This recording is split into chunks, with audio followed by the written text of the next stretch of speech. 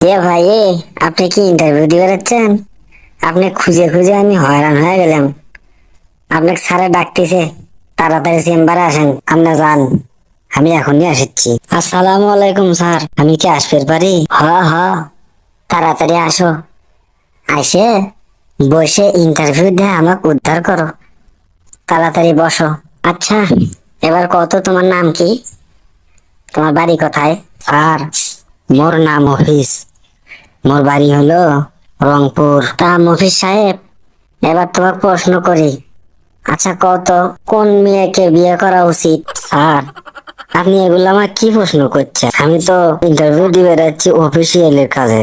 অফিসের প্রশ্ন বাদ দিয়ে আপনি আমার কোন মেয়ে বিয়ে করা উচিত, এগুলো কি প্রশ্ন করছেন স্যার? আচ্ছা মফিজ সাহেব, চাকরিটা কি তোমার খুবই দরকার? এই চাকরিটা তোমার কি খুব দরকার?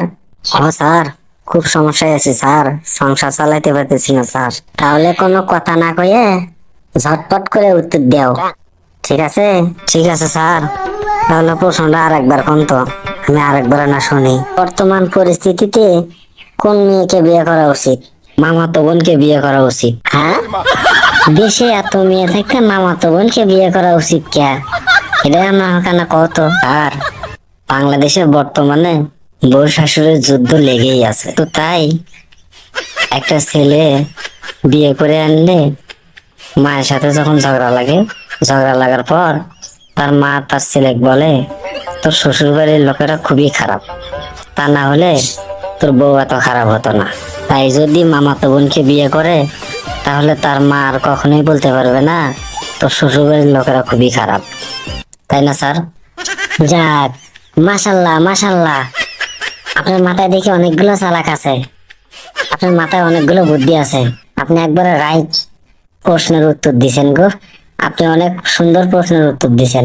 আচ্ছা ঠিক আছে, এবার আরেকটা প্রশ্নের উত্তর দাও তো।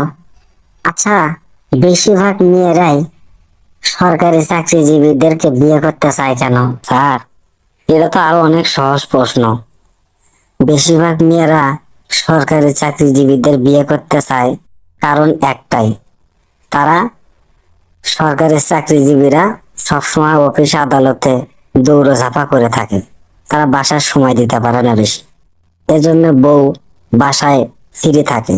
আর ফ্রি থাকা অবস্থায় তখন তারা ওই যে বিয়ের আগে যে বয়ফ্রেন্ড থাকে, সেই বয়ফ্রেন্ডের সময় কাটাতে পারে।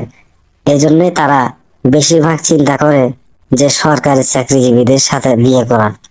তার সাথে বিয়ে হলে পুরনো বয়ফ্রেন্ডের সাথে জোড়াতালি দিয়ে কথা কইতে পারবো, এই জন্য স্যার।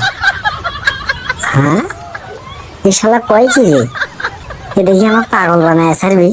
এর উল্টো পাল্টা প্রশ্নের উত্তর শুনে তো আমার মন মেজাজ খারাপ হয়ে যাচ্ছে। আমি তো আর সহ্য করে পাচ্ছি না রে।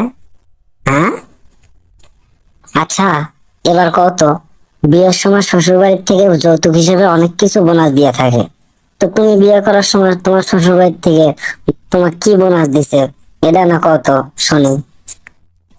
স্যার, আমার 6 মাসের বাচ্চা বোনাস দিছে আমার শ্বশুর বাড়ি থেকে। হম, এটা আবার কি কথা কইলা তুমি? মানুষের শ্বশুর বাড়ির থেকে ঘরের আসবাবপত্র, ফার্নিচার, টাকা পয়সা যৌতুক হিসেবে বোনাস নিয়ে থাকে, আর তুমি আমাকে করছো তুমি 6 মাসের বাচ্চা বোনাস নিছ? এটা আবার কোন কথা, আমাকে না খুলে কও তো। স্যার, তার মানে হলো আমার বিয়ের বয়স যখন 4 মাস, তার কয়েকদিন পরেই আমার বউ সন্তান জন্ম দেয়। তাহলে আপনি চিন্তা করে কোন, তাহলে আমি বাচ্চাটা বোনাস পাইনি তা কি পাইছি? আমি কি 4 মাসে বাচ্চা দিতে পারবো? আমার বউ কি 4 মাসে বাচ্চা দিব?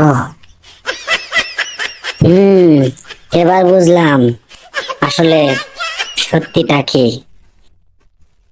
আচ্ছা ঠিক আছে, তুমি পরীক্ষায় পাশ করে ফেলছো, কালকে থেকে তুমি ম্যানেজারের পোস্টে বসবা, ম্যানেজারের দায়িত্ব তোমাকে দিয়ে দিলাম, ঠিক আছে? এবার খুশি? Thank you sir, thank you sir, আমি এবার খুব খুশি স্যার, আপনাকে অসংখ্য ধন্যবাদ স্যার।